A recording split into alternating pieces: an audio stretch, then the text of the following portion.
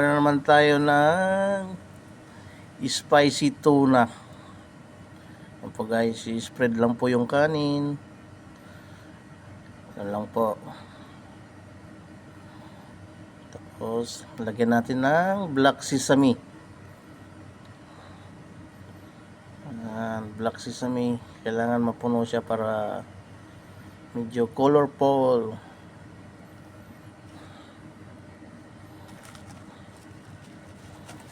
And then, lagyan natin mat, baliktad rin. Lagyan natin ng tuna. Chop na tuna. Yan po guys. Tapos, lagyan natin ng miso mio.